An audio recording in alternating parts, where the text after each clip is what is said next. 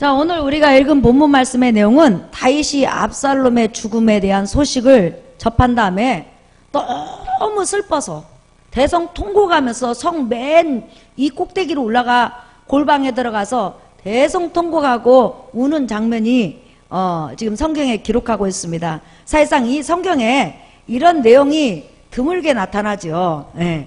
내 아들 압살롬아, 내 아들아, 내 아들아, 차라리 내가 죽는 것이 낫다. 네가 왜 죽었느냐, 내 아들 하면서 대성 통곡을 하면서 압살롬을 찾습니다. 그러면 다윗 왕에게 압살롬이라는 것은 어떤 존재지 여러분? 사실상 다윗 왕에게는 많은 아들들이 있었지만 압살롬은 다윗 왕의 세 번째 아들이에요. 압살롬은 이렇게 인간적으로 보면 지혜와 지식과 총명이 뛰어나고, 인간적인 안목으로 본다면 다윗 왕에 이어서 대왕의 기질을 가지고 태어난 자예요. 그 압살롬 머리숱이 이스라엘 민족 가운데서 가장 많았다 그랬어요. 그런데 고대 사회에서 머리라는 것, 특별히 머리카락의 수는 지혜와 지식과 또한 총명을 상징해요. 그러니까 그 누구보다도 뛰어난 그런 재능을 가진 그런 아들이었다는 거예요.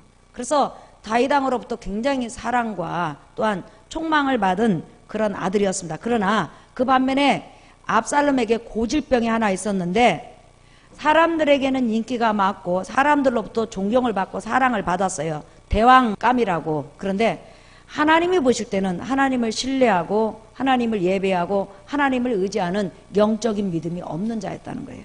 세상적으로는 유명한 자였지만 영적으로는 빈 껍데기에 불과했던 자가 바로 압살롬인 것을 우리가 알 수 있습니다. 어느 날 압살롬은 살인을 하게 됩니다. 자기 이복형이 자기 여동생, 그러니까 친여동생이죠. 친여동생을 겁탈을 한 거예요. 그리고 나서 겁탈한 걸로 끝나지 않고 처절하게 인격을 모독하는 것을 보고 화가 나가지고 자기 이복형을 죽여요. 그리고 나서 죽인 다음에, 살인한 다음에 자기 어머니 나라, 구슬이라는 어머니 나라, 그 당시에는 많은 나라에서 공주들이 시집 오잖아요. 구슬이라는 나라로 도망을 가요. 그게 도망을 갔는데 다윗이 압살롬을 어느 정도로 사랑하냐면, 어느 정도 자기 큰 아들이 죽은 그 슬픔이 가시자마자 계속 압살롬을 그리워해요. 그래서 그곳에서 한 3년 정도 지났을 때 다윗은 요압의 그런 청에 의해서 압살롬을 불러들입니다. 다시 말하면 살인했지만, 또한 나라를 어지럽혔지만, 왕자로서 절대 해서는 안 될 일을 했지만은 다윗은 아비로서 그를 사랑하고 용서했기 때문에 불러들여요. 예. 그래가지고 불러들인 다음에 조용히 근신하고 있으라고 그러는 거예요. 근데 압살롬이 얼마만큼 성격이 급하냐면, 돌아온 지 얼마 안 돼가지고 자기 아버지가 자기를 왕자의 신분으로 회복시켜주지도 않고 얼굴을 보여주지도 않는 거예요. 다른 왕자들은 다 아버지 식탁에서 밥을 먹는데 자기는 불러주지 않으니까 화가 나가지고 다윗 왕이 가장 신이 많은 요압 장군 밭에 가갖고 밭에 있는 곡식들을 다 태워버렸어. 사실 살인하고 도망가고 아버지가 근신하라고 할 정도면, 또한 자기가 살인한 것을 전 이스라엘 민족이 안다면 한 2년, 3년, 5년 정도는 조용히 있어야 되잖아요. 근데 자기 잘못을 몰라. 그래가지고 아버지하고 빨리 연결해주지 않는다고 요압 장군의 그 곡식 투사한 것을 갖다 다 태워버렸어요. 그래서 요압 장군이 조금 더 놨다가는 이제 남아나는 것이 없을 것 같다니까 다윗 왕에게 청을 해가지고, 왕이여, 이왕 나라로 불러들였으니까 왕자의 신분을 회복시켜 주시고 용서해 주시고 그와 함께 교제해 주십시오, 이렇게 간청을 하니까 다윗은 압살롬이 실수하고 살인하고 못난 짓 했지만은, 그리고 자기가 자기를 안 만나준다고 남의 밭에 막 불을 지르고 폭력성이 있지만은 그래도 아들이잖아요. 아비잖아요. 예. 그러니까 사랑하잖아요. 그 사랑하니까 궁일의 마음으로 그를 받아준 다음에 그에게 입맞춤을 해요. 입맞춤이라는 것은 네가 이전에 살인했을 때 그 이전으로 돌아간다면, 다시 말하면 살인하기 전에 그 모든 너에 대해서 기대했던 거, 너에 대해서 품었던 사랑, 너에 대해서 그런 아꼈던 그런 마음 그대로다다 하면서 입술로 그의 입술을 맞춰줘요. 다시 말하면 너는 여전히 나의 사랑하는 아들이라 하는 것을 정확하게 신뢰를 줘요. 그래서 다윗은 그 아들을 끊임없이 사랑하고 품고 용서를 하게 됩니다. 그런데 이게 웬일입니까? 압살롬이요, 다윗 왕으로부터 왕자 신분이 딱 복귀가 된가 동시에 이제는 아주 악랄하고 교묘한 일을 꾸며요. 그게 뭐냐면 내가 우리 아버지를 죽인 다음에 왕이 돼야 되겠다. 내가 우리 아버지 나라를 빼앗아 가지고 왕이 돼야 되겠다. 이렇게 마음을 먹고 무려 4년을 여러분 철두철미하게 준비를 한 거예요. 다윗 왕이 전혀 눈치채지 못하게 준비를 했는데 가장 먼저 한 것이 뭐냐면 억울하고 힘들고 고통스러운 그런 사람들에게 우리 아버지는 너 같은 사람 쳐다도 안 본다. 사랑하지 않는다. 왜 우리가 신앙생활 하다 보면 괜히 주의 종이 나를 쳐다보지 않는 것처럼 소외당한 그런 느낌이 있을 때 있잖아요. 그때 이제 그냥 찾아가는 거예요. 찾아가가지고 아이고 주의 종은 너 같은 거 생각지도 않아. 다시 말하면 다윗 왕은 너 같은 거 생각하지도 않아. 그러면서 끊임없이 다윗 왕과 하나님께서 묶어주신 백성과 이간시키는 거예요. 얼마나 4년 동안 이간질을 많이 했는지 이제 결과가 이렇게 된 거예요. 자, 여러분 잠깐 보실까요? 사무엘하 15장 6절 한번 보세요. 읽어볼까요? 시작. 이스라엘 무리 중에 왕께 재판을 청하러 오는 자들마다 압살롬의 행함이 이와 같아서 이스라엘 사람의 마음을 압살롬이 훔치니라. 자, 그 다음에 12절 한번 보세요. 시작. 제사 드릴 때에 압살롬이 사람을 보내 다윗의 모사 길로 사람 아히도벨을 그의 성읍 길로에서 청하여 온지라. 반역하는 일이 커감해 압살롬에게로 돌아오는 백성이 많아지니라. 살인하고 나라를 어지럽히고 또한 아버지 명예를 실추했지만 끊임없이 용서하고 끊임없이 용서하고 끊임없이 믿어주고 끊임없이 왕자의 신분을 회복했지만 아버지 사랑과 아버지 신뢰에 대해서는 전혀 아랑곳하지 않아요. 저 잘났다고 이제 아버지를 죽이고 자기가 왕이 되려고 보는 사람마다 아버지를 헐뜯는 거예요. 우리 아버지는 왕으로서 자격이 부족하다. 이렇게 아주 계속 헐뜯었는데 4년 동안 헐뜯다 보니까 이스라엘 백성이 다윗을 미워하게 만들어버린 거예요. 그러니 여러분 중간에 마귀가 튼다면 아무리 좋은 사이도요 한순간에 원수진 것을 우리가 알 수 있어요.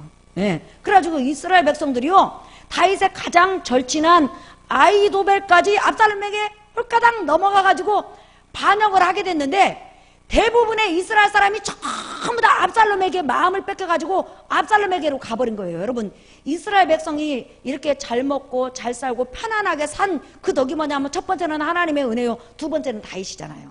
절대 다윗의 은혜를 잊어버리면 안 되거든요. 그런데 이들은 압살롬이 이들에게 해준 건 아무것도 없어요. 그러잖아요. 그럼에도 불구하고 압살롬의 이 새치어에 놀아나는 거 보세요. 자기를 위해서 기도해주고 자기를 위해서 잘 살게 해주고 자기를 세워주고 자기를 보듬어준 다윗 왕을 한순간에 내버려버리고 자기를 위해서 아무것도 안 해주고 말만 해준 누구를 지금 따르는 거죠? 압살롬을 따르는 거예요. 그래가지고 한순간에 이스라엘 대부분 무리들이 압살롬한테 넘어가가지고 다윗의 원수가 된 거예요. 그래서 압살롬 말만 듣고 다윗이 자기를 싫어하고 자기를 소외시키고 자기를 미워한다고 생각해서 다윗에게 이를 갈게 만들어버린 거예요. 그러자 압살롬이 딱 보니까 이제는 완전히 드러내놓고 반역을 해도 쿠데타를 일으켜도 승리가 100% 보장될 수 있는 그런 확신이 있는 거예요. 그래가지고 한순간에 반역을 하고 쿠데타를 일으켜가지고 예루살렘 성을 향해서 진격하는 거예요. 그러자 다윗이 딱 보니까요 20년 30년 자기를 따라왔던 그 수많은 백성들이 대부분이 다 압살롬 편이 한순간에 돼가지고 자기를 죽이려고 칼을 들고 지금 오는 거예요. 얼마나 놀라고 얼마나 다급했는지 다윗이 맨발로 예루살렘 성을 빠져가지고 그 이스라엘 본토에 있어야만이 다시 왕권을 회복할 수 있잖아요. 근데 있을 자리가 없는 거예요. 왜? 이스라엘 어느 곳을 가든지 다윗을 받아줄 만한 이스라엘 무리가 없는 거예요. 잠깐 여러분 한번 보실래요? 여기가 지금 예루살렘이에요. 그러면 이스라엘 이게 본토예요. 본토잖아요. 그런데 지금 이 예루살렘 왕궁에서 빠져나가면 갈릴 쪽이나 아니면 헤브론 쪽 어디든지 갈 수 있잖아요. 그런데 지금 여기에 있을 곳이 없으니까 어떻게 하죠? 요단강 건너가가지고 마하나임으로 도망가는 거예요. 이게 무슨 말이에요? 아무도 이스라엘 백성이 다윗을 받아줄 수 있는 그런 성읍이 없는 거예요. 이 가나안 땅에 얼마나 많은 성읍이 있습니까? 그러니까 이것을 통해서 우리가 알 수 있는 것은 다윗의 편이 거의 없다는 것을 우리가 알 수 있죠. 그래서 마하나임으로 도망을 갔어요. 도망갔는데 소수의 군대를, 비가 오나 눈이 오나 바람이 부나 다윗의 편에 서 가지고 다윗을 따라온 소수의 군대를 가지고 마하나임으로 가가지고 거기서 이제 군대를 재정비하게 되죠. 그런데 압살롬 보세요. 그 정도 쫓아냈으면 사실상 요단강 건너로 쫓겨났으니까 왕권을 회복하기 위해서 전쟁을 일으킨다는 것이 그게 쉽지가 않아요. 본토가 아니기 때문에. 그럼에도 불구하고 압살롬이요, 이스라엘 전 군대를 데리고 마하나임으로 요단강을 건너서 쳐들어온 거예요. 왜? 자기 아버지를 죽이겠다는 거예요. 자기 목숨이 붙어있는 한은 어떤 일이 있어도 아버지를 죽이겠다는 거예요. 사실상 아버지가 자기한테 잘못한 일이 하나도 없어요. 잘못할 때마다 용서해주고 믿어주고 안아주고 받아주고 기도해주고 먹이고 입히고 재워주고 사랑밖에는, 긍휼밖에는 베푼 것이 다윗은 없어요. 다윗이 압살롬을 향해서 악을 행한 적이 없다는 거예요. 그럼에도 불구하고 압살롬은 자기 아버지를 향해서 이를 갈아요. 그래가지고 전쟁이 일어났잖아요. 다윗의 소수의 군대하고 압살롬의 대군대가 붙었는데 하나님께서 압살롬을 저주하셔서 작은 숫자의 다윗의 군대에게 패해가지고 압살롬이 비참한 죽음을 당해요. 그리고 나서 전쟁이 단번에 끝나버리게 돼요. 그럴 때 압살롬의 죽음을 통해서 얼마나 많은 그런 다윗의 군사들이 막 환호성을 지르고 우리가 이겼다, 다시 우리 예루살렘으로 돌아간다면서 펄쩍펄쩍 뛰면서 완전히 그냥 축복, 환호성으로 완전히 이제 달라져 버렸죠. 그런데 지금 전쟁이 이겼다는 소식을 가지고 온 두 사람이 있었는데 다윗은 성 안에 있었기 때문에 전쟁이 이겼는지 졌는지 지금 아직 몰라요. 그런데 소식을 가지고 온 군사에게 딱 물어봐요. 첫 번째 제사장이 왔을 때 뭐라고 하냐면 전쟁에서 승리했느냐 안 했느냐 이걸 물어본 것이 아니라 소년 압살롬은 어떻게 됐느냐. 그 다음에 두 번째 소식을 갖고 온 군사에게 또 물어봐요. 전쟁이 이겼느냐 졌느냐 이걸 물어본 게 아니라 내 아들 소년 압살롬은 어떻게 됐느냐. 다윗의 오직 관심은 전쟁에 이겼는지 졌는지 자기가 죽는지 마는지 그것이 아니라 내 아들 압살롬이 어떻게 됐느냐. 그러니까 죽었습니다. 이렇게 말을 해요. 그러면서 소식을 갖고 온 자들이 말을 하는 거예요. 그렇게 다윗 왕을 반역하고 그토록 사랑을 주고 그토록 은혜를 주고 그토록 궁유를 베풀었음에도 불구하고 끊임없이 왕을 죽이려고 한 그런 압살롬은 마땅히 죽어야 됩니다. 저거 죽은 거 잘 됐습니다 하면서 전부 다 환호성을 지르는데 이 소식을 들은 다윗은 성 맨 꼭대기 골방으로 들어가서 한없이 우는데요. 얼마나 슬피우고 얼마나 대성통곡하고 우는지 성에 다 들려. 그래가지고 군대가 승리를 했는데요. 그 성 안으로 들어올 때는 전부 다 고개를 숙이고 승전가도 못 부르고 무슨 죄인처럼 들어오는 거예요. 그러니까 나중에 요압이 왕이요, 왕 하나를 살리기 위해서 우리가 목숨을 걸고 가고 얼마나 죽은 자도 많습니까? 그렇다면 지금 왕을 반역하고 왕을 죽이려고 하고 왕이 그렇게 사랑을 베풀었는데도 끝까지 배신한 그 자를 위해서 왕이 온다는 것은 정말 있을 수 없는 일입니다. 왕이 이런 일을 계속한다면 다시 진짜 왕을 사랑했던 사람들이 반역을 일으킬 겁니다. 그러니까 빨리 와가지고 저 군사를 다독이십시오 할 정도로 다윗 왕이 압살롬을 향해서 우는 거예요. 우리가 이 본문을 읽을 때 사실상 이해하기가 힘들어요. 그죠? 자식이 부모를 향해서 못된 짓을 많이 하잖아요. 그러면 얼마나 우리가 미울 때도 많아요. 특별히 여러분, 옛날에는 군신관계, 아버지가 왕이면 아들, 사적으로는 아들이면서 뭐죠? 신하죠. 무조건 신하예요. 그러니까 공적으로 본다면 압살롬은 신하예요. 신하로서 반역을 일으켰기 때문에 당연히 죽어야 되고 당연히 맺힘을 당해야 되고 당연히 죽음에 대해서 환호성을 질러야 되는 거예요. 그런데 다윗은 그렇게 하지 않아요. 그리고 이런 참 우리가 이해할 수 없는 내용이 지금 오늘 본문에 기록이 됐어요. 그토록 자기를 죽이려고 하고 이스라엘 민족을 엎어버리고 이스라엘 민족을 어렵게 하고 그 압살롬으로 인해서 많은 백성이 죽었음에도 불구하고 다윗은 왜 이렇게 그 압살롬을 위해서 대성통곡하면서 차라리 내가 죽었으면 좋겠다, 차라리 내가 죽었어야 마땅해 하면서 이 아들을 위해서 울었냐는 거예요. 또한 성경에서는 이 사건을 통해서 우리에게 무슨 말씀을 하려고 이것을 기록했냐는 거예요. 여기에 중요한 해답이 있어요. 자, 여러분 잠깐 한번 보시겠어요? 사무엘하 18장 5절 한번 볼까요? 시작. 왕이 요압과 아비새와 이때에게 명령하여 이르되 나를 위하여 젊은 압살롬을 너그러이 대우하라 하니 왕이 압살롬을 위하여 모든 군 지휘관에게 명령할 때 백성들이 다 들으니라. 자, 여러분, 요 압살롬 앞에 한 단어가 등장을 해요. 뭐죠? 따라합시다. 젊은 지금 다윗 군대하고 압살롬 군대하고 전쟁을 하러 갈 때 다윗이 모든 군대와 군대 장관들을 다 불러놓고 뭐라고 하냐면 너희가 전쟁할 때 젊은 압살롬에게 궁유를 베풀어서 죽이지 말아라. 그런 부탁을 해요. 따라합시다. 젊은 압살롬. 다시 한번 젊은 압살롬. 예. 자, 그 다음에 또 보세요. 29절 보세요. 읽어볼까요? 자, 전쟁이 끝난 다음에 이제 승전보를 전하러 온 그런 제사장, 군사들이 왔을 때 왕이 이런 말을 해요. 시작. 왕이 이르되 젊은 압살롬은 잘 있느냐 하니라. 아히마아스가 대답하되 요압이 왕의 종 나를 보낼 때에 크게 소동하는 것을 보았사오나 무슨 일인지 알지 못하였다 하니. 자, 그 다음에 32절 한번 보세요. 읽어볼까요? 이제 두 번째 승전보를 가지고 온 군사에게 또 물어봐요. 시작. 왕이 구스 사람에게 묻되 젊은 압살롬은 잘 있느냐?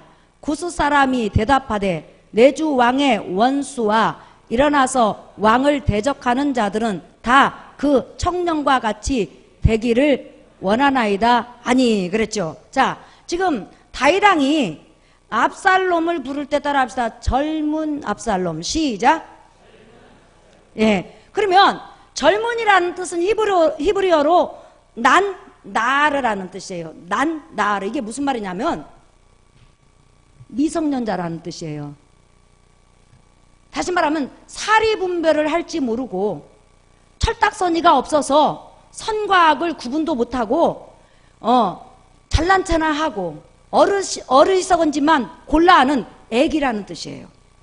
그러면 그 당시 압살롬이 정말로 나이 어린 소년이었냐? 그렇지 않아요. 압살롬이 이미 장가가지고 딸도 있었고 그 다음에 그뿐만 아니라 나이가 많았단 말이에요. 그런데 다윗의 눈에는 압살롬이 철딱선이 없는 10살, 11살, 12살 아들로 보여지는 거예요. 그러니까 전쟁이 일어났을 때 분명히 우리가 군신관계로 따진다면 그런 신하다. 그러나 나는 내 일생 동안 단 한 번도 압살롬이 반역을 하든지 나를 죽이려고 하든지 형을 살해하든지 못난 짓을 하든지 남의 밭에 불을 질러든지 무엇을 하든지 내 눈에는 여전히 철부지 아들이었고 모자란 아들이었고 부족한 아들이었고 내가 챙겨줘야만 살아갈 수 있는 그런 아들이었다는 거예요.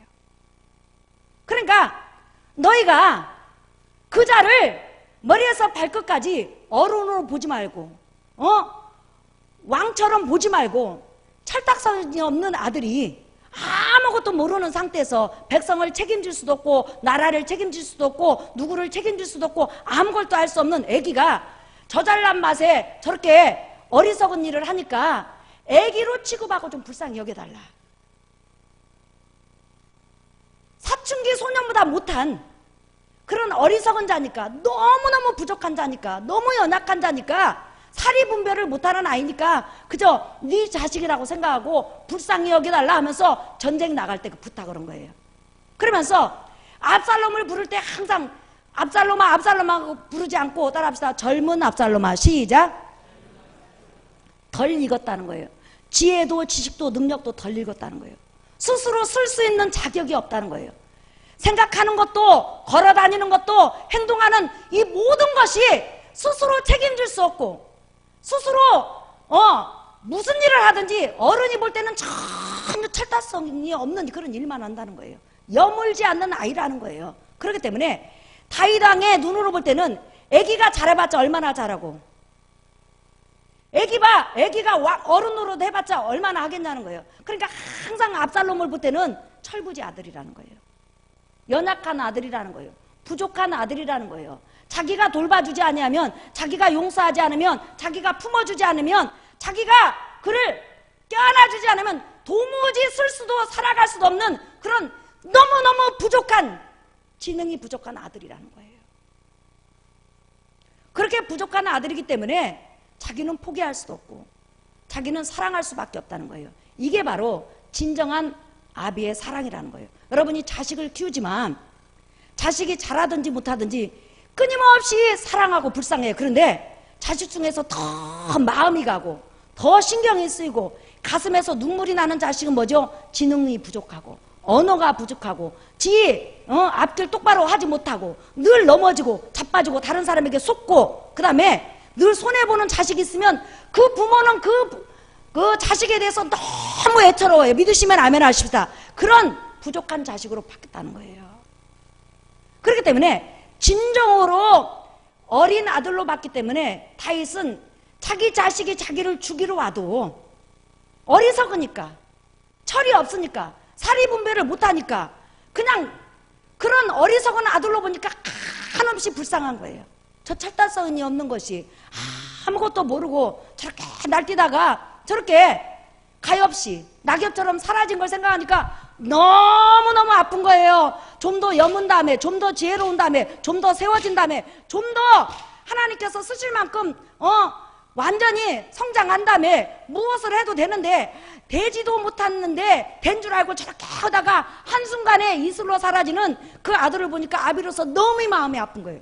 너무 애처로운 거예요. 너무 기가 막힌 거예요. 이것은 바로 부모만이 가질 수 있는 마음이에요. 믿으시면 아멘 하십시다.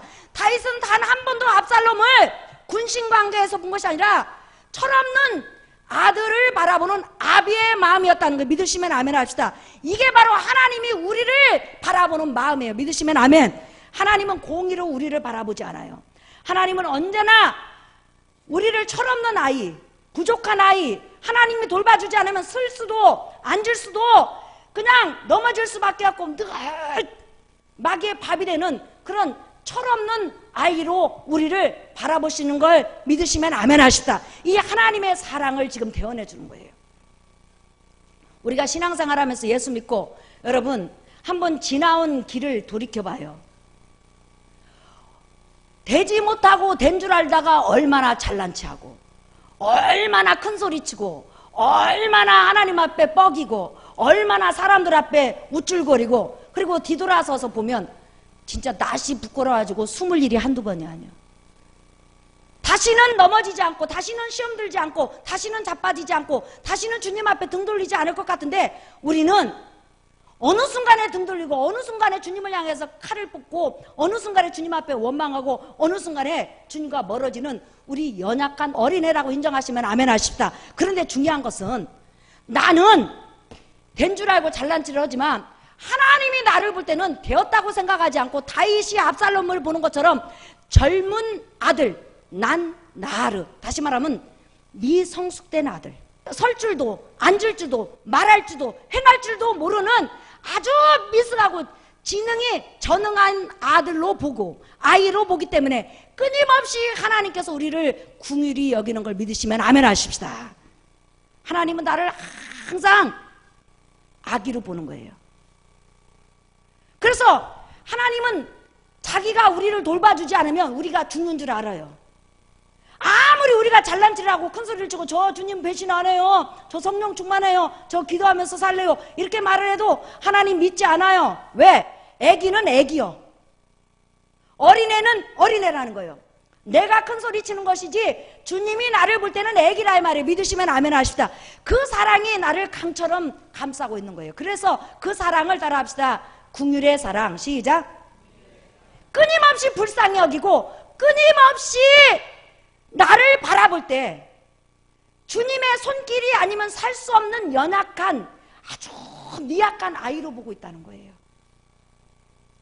한량 없는 은혜, 갚을 길 없는 은혜, 내 삶을 내어 사는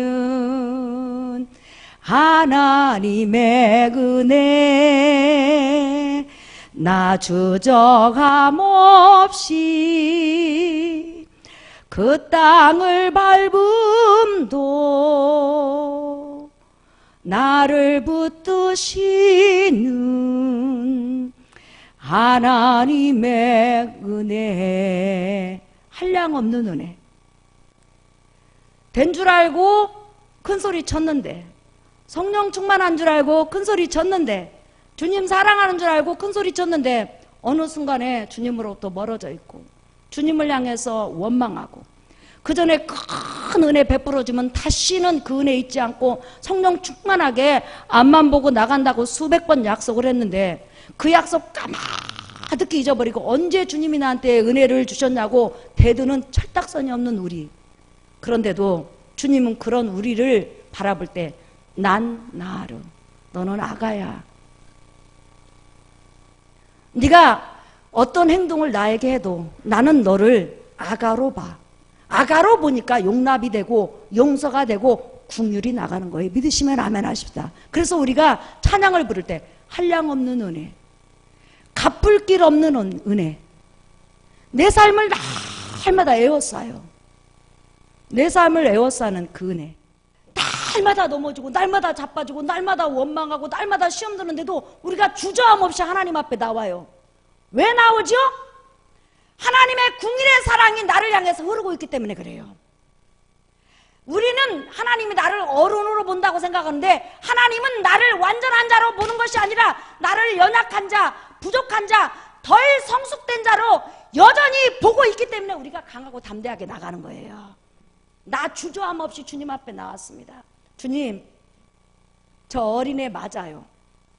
나와 같은 아이 부르셨어요. 우리 장로님도 하나님 앞에 어린애예요.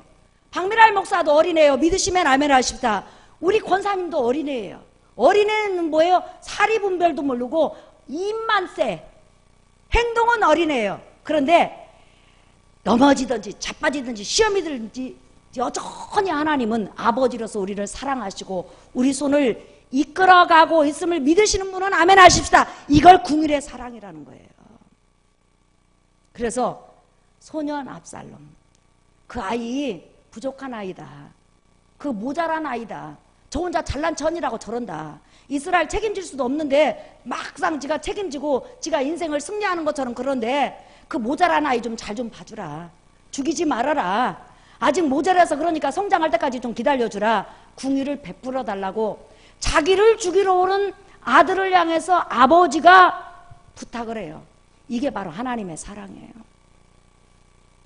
사랑하는 성도 여러분, 이런 사랑을 우리가 10년, 20년, 30년 받고 살아왔어요. 믿으시면 아멘. 자, 설교 결론이에요. 디도서 3장 5절부터 보십시다. 읽어볼까요? 시작. 우리를 구원하시되 우리가 행한 바 의로운 행위로 말미암지 아니하고 오직 그의 궁휼하심을 따라. 어떻게 궁휼히 여기는 거죠? 나를 어린애로 보는 거예요. 철딱선이 없는 아이로 본다는 거예요. 사리분별을 못하는 아이. 주님이 나를 도와주지 않고 나를 받아주지 않으면 받아줄 자가 없어. 그게 바로 궁휼이에요. 무조건 베푸는 사랑. 시작. 오직 그의 궁휼하심을 따라 중생의 씻음과 성령의 새롭게 하심으로 하셨나니 우리 구주 예수 그리스도로 말미암아 우리에게 그 성령을 풍성히 부어주사 우리로 그의 은혜를 힘입어 의롭다 하심을 얻어 영생의 소망을 따라 상속자가 되게 하려 하심이니라. 예. 여전히 예수 그리스도로 말미암아 궁휼을 베풀어서 구원시켰는데 여전히 우리는 쓸지도 앉을지도 아무것도 몰라요. 그래서 늘 우리 붙들어주라고 성령님을 보내주셨어요. 왜? 우리 체질을 너무너무 잘 아셔. 우리가 누군지를 너무너무 잘 알아요. 우리는 잘난지만 했지 사실상 우리 행동에 대해서 다 책임을 못 져요. 늘 하나님 앞에 약속은 잘하는데 행동이 잘 안 따라. 그게 바로 우리 애기요, 애기. 엄마 말 잘 들을게요. 아빠 말 잘 들을게요. 네는 잘해요. 근데 문제는 뭐냐면 행동이 별로 없어. 그래도 하나님의 궁휼하심이 우리를 지금까지 이끌어 오시고 성장시켜 주신 걸 여러분 믿으시면 아멘 하십시다. 그래서 하나님의 궁휼을 시편 103편에는 이렇게 표현해요. 자, 보실까요? 시편 103편 13절에서 14절. 읽어볼까요? 시작. 아버지가 자식을 긍휼히 여긴같이 여호와께서는 자기를 경외하는 자를 긍휼히 여기시나니 이는 그가 우리의 체질을 아시며 우리가 단지 먼지뿐임을 기억하심이로다. 우리 체질을 안다는 거예요. 우리 연약함을 안다는 거예요. 우리 죄성을 안다는 거예요. 말만 앞세우는, 말만 뻔지르니 하고 그냥 금방 그냥 넘어졌다 자빠졌다 그냥 원망했다가 별짓을 다 한다는 거예요. 그런데도 뭐라고 했어요? 아비가 자식을 불쌍히 여긴같이. 다 압살롬을 미워해요. 그런데 딱 하나 압살롬을 사랑하고 불쌍히 여기는 자가 있는데 아비였다는 거예요. 하나님은 우리의 아버지인 걸 여러분 믿으시길 바랍니다. 그 아버지의 궁일의 사랑이 여러분을 지금까지 받아주신 거예요. 앞으로도 그렇게 여러분들을 사랑하실 거예요. 끊임없이 여러분들을 아이로 대우하실 거예요. 그렇기 때문에 때로 우리가 또 시험 들 수 있어요. 지금 성령 충만하지만 또 별짓을 다 할 수 있어요. 그러나 나 주저함 없이 그 땅을 밟음도 나를 붙드시는 하나님의 은혜. 할렐루야. 이 은혜 속에 평생 살아가는 여러분 되시기를 예수의 이름으로 축원합니다. 우리 복음성가 188장 부르겠습니다.